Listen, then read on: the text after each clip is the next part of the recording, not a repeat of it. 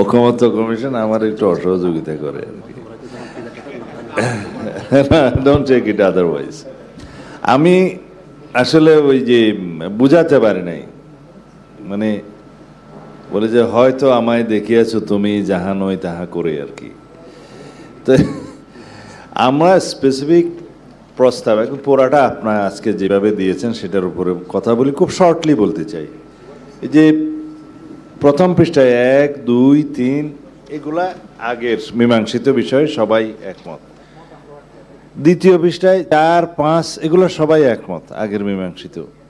6 নম্বরে এসে একটু প্রিন্টিং মিস্টেক হয়েছে, সেই জন্য বলছিলাম এটা আপনারা বোধহয় কারেকশন করে নিয়েছেন। 5ম লাইনে এছাড়া সংসদের দ্বিতীয় বৃহত্তম বিরোধী দল 5 জনের জায়গায় এখানে হবে 2 জন উপযুক্ত ব্যক্তির নাম প্রস্তাব করিবেন, এইখানে আমরা এসেছিলাম।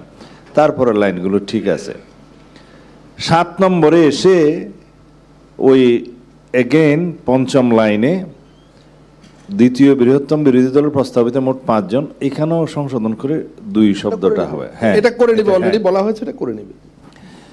তারপরে লাস্টের লাইনে এখান থেকে এটা আমাদের আগের প্রস্তাবে ছিল না আর কি, সবার যেখানে আছে যে এখানে দ্বিতীয় বৃহত্তম দলকেও পছন্দ করার যে অপশনটা রাখা হয়েছে সেটার সাথে আমরা দ্বিমত ছিলাম, যে পছন্দ করবেন না, উনি শুধু নাম দিবেন।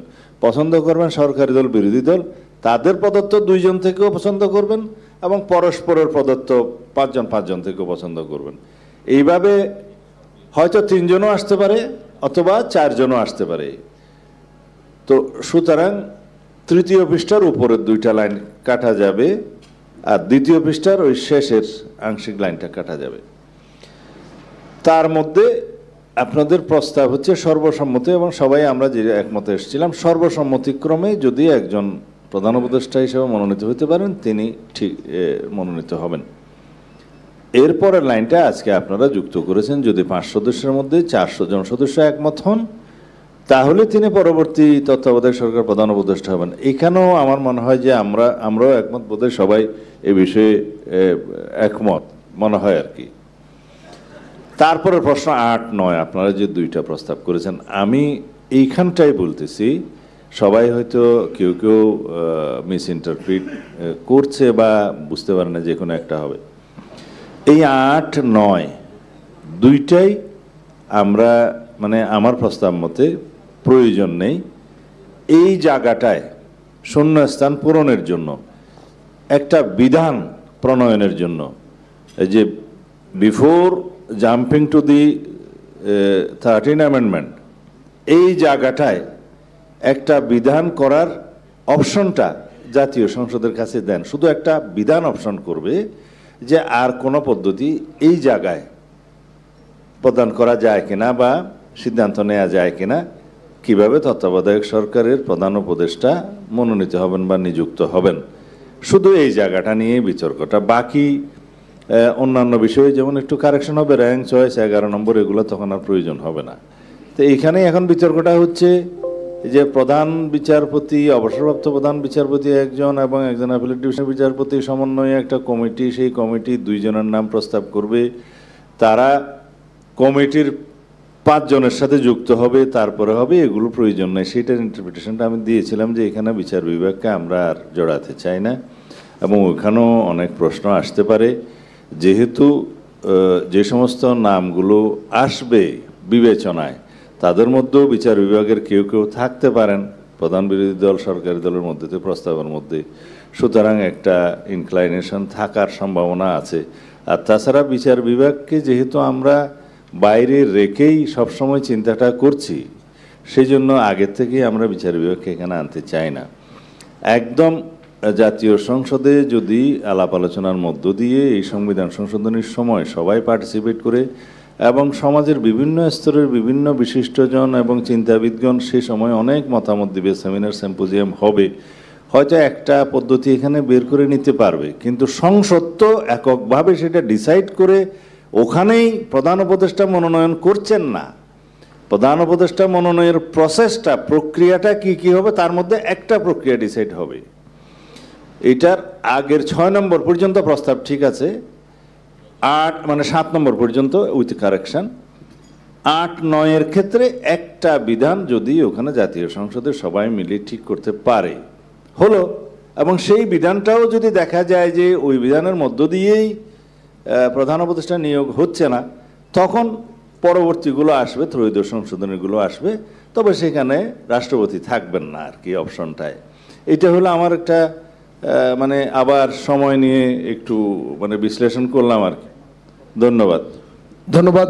তাহের ভাই বোধহয় কিছু বলতে পারেন। তাহের ভাই, আমি একটু একটা জায়গায়, যেহেতু এটা মানে কমিশন যখন তৈরি করে আমি প্রক্রিয়ায় যুক্ত ছিলাম, একটা জায়গায় একটু মনে হয় ক্লিয়ার করা দরকার।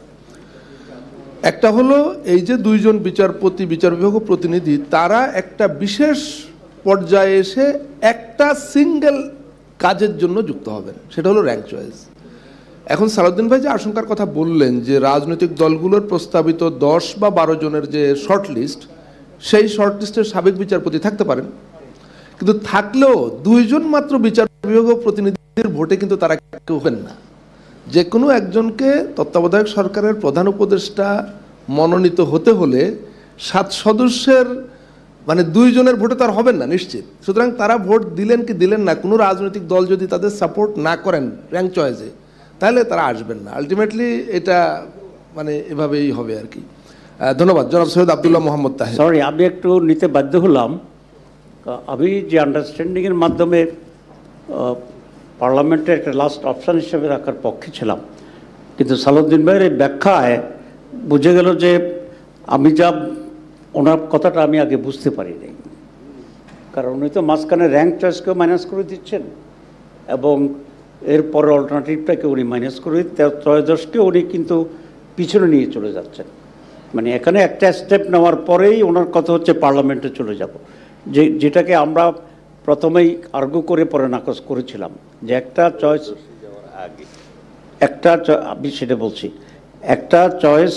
আমরা তোমার 13th অ্যামেন্ডমেন্টের ব্যাপারে যেটা প্রধান বিরোধিতা ছিল যে ইনিয়ে বিনিয়ে একটা পয়েন্টস আউট হলে তো ডাইরেক্ট ত্রয়োদশে আমরা চলে যাচ্ছি। তো এখন সালাউদ্দিন ভাইয়ের বক্তব্য কিন্তু আগের মতো হয়ে গেছে এবং সেটা আরও একটু পিছনে চলে গেছে আগের চেয়েও।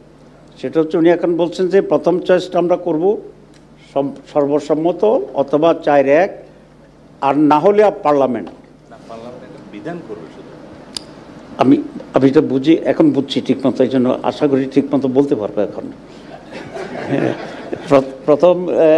প্রথমটা আমি বুঝেছিলাম যে কমিশন প্রস্তাবিত সকল অপশান শেষ করার পরে উনি আরেকটা প্রস্তাব দিয়েছেন। সেক্ষেত্রে আমি বলেছিলাম যে এতগুলো এক্সারসাইজ করার পরে যদি আরেকটা যোগ করে তাহলে এটা নিয়ে এত সিরিয়াস হয়ে এখানে সমীক্ষাপন করার দরকার নাই। কিন্তু ওনার প্রস্তাবটা এখন যেটা হয়েছে এটা তো কোনোভাবেই অ্যাকসেপ্টেবল না। কারণ এটা অ্যাকসেপ্টেবল যদি হয় তাহলে পুরো জিনিসেই আনসার্টেন থেকে গেলো। আসলে আমরা পার্লামেন্টে গিয়ে সেখানে পদ্ধতির কথাই উনি বলেছেন, I understand rightly I think. তো সেই পদ্ধতি নিয়ে তো পার্লামেন্টে ঐকমত্যের কোনো সুযোগই থাকবে না, 10 জন থাকলে 10 রকম মত হবে। সো এটার মানে হচ্ছে এই ইস্যুটাকে আমরা ঝুলিয়ে রাখছি, এটা কোনোভাবে আমরা এখানে অ্যাকসেপ্ট করতে পারি না। এখানে যেটা আমি মনে করি যে যেটা কমিশন এখন সাবমিট করেছে রেশনালি রিজনেবলি এটাই অ্যাকসেপ্টেবল হইতে পারে। প্রত্যেকটা সিস্টেমেরই ত্রুটি থাকবে, কিন্তু এই সিস্টেমের ভিতরে ত্রুটির জায়গাটা একটু কম বলে আমি এটা মনে করছি আর কি। সেজন্য আমি আগের বক্তব্যের বিভ্রান্তি যাতে আর না হয় আমার, সেজন্য রিপিট করে আমি আমার জায়গায় আসছি যে কমিশন যে প্রস্তাব দিয়েছে এই প্রস্তাবের সাথেই আমরা একমত আছি। এখন আক্তারকে থেকে আমি জনাব আক্তার হোসেন, সদস্য সচিব, ন্যাশনাল সিটিজেন্স পার্টি। না, আমার পাশে 2 জন বড় ভাই আছেন, ওনারা আমার থেকে চেয়ে নিয়েছিলেন আর কি, আমি এখানে আপত্তি করি নাই। তবে আমি একটু বলি আর কি, সালাউদ্দিন ভাই আমি যতটুকু বুঝতেছি আর কি উনি চাচ্ছেন যে আমরা আমাদের বুদ্ধি খরচটা একটু পরে গিয়ে করি, কিন্তু আমাদের যেটা চাওয়া সেটা হলো বুদ্ধির খরচটা আমরা এখানে করে একটা সমাধানে আসতে পারি কিনা, সেই জায়গা থেকে একটু বুঝতে চাওয়া আর কি। যে বিএনপির তরফ থেকে যে প্রস্তাব সেখানে কিন্তু একটা পর্যায়ে গিয়ে ত্রয়োদশ সংশোধনীতে যাওয়া, সে প্রস্তাবটা সেখানে কিন্তু আছে। এখন আমরা মোটা দাগে যে বিষয়টাতে একমত সেটা হলো যে আমরা ত্রয়োদশ সংশোধনীতে বাধ্যতামূলকভাবে বিচারপতিদেরকেই প্রধান উপদেষ্টা করার যে বিধান, সেখান থেকে আমরা আসলে বেরোয় আসতে চাই। কিন্তু যদি আমাদের সরকারি দল, বিরোধী দল বা তৃতীয় বিরোধী দল তাদের কারো প্রস্তাবনায় যদি কোনো বিচারপতি চলে আসেন, সাবেক বিচারপতি, তাতে তো আমাদের কোনো আপত্তির জায়গা ওই অর্থে নাই। কিন্তু বাধ্যতামূলকভাবে বিচারপতিদেরকে প্রধান উপদেষ্টা করার যে বিধান ত্রয়োদশ সংশোধনীতে, সেটা থেকেই আমরা আসলে বের হইতে চাইতেছি। এখন আমি একটু করি আর কি, এই সালাউদ্দিন ভাই বলছেন তৃতীয় যে দলটা আছে সে দলটা তারা যেন ভোট না দেয়, ভোটে পার্টিসিপেট না করে, এই কথাটা সালাউদ্দিন ভাই বলেছেন। কিন্তু আমি হাউজের যতটুকু মতামত বুঝেছি,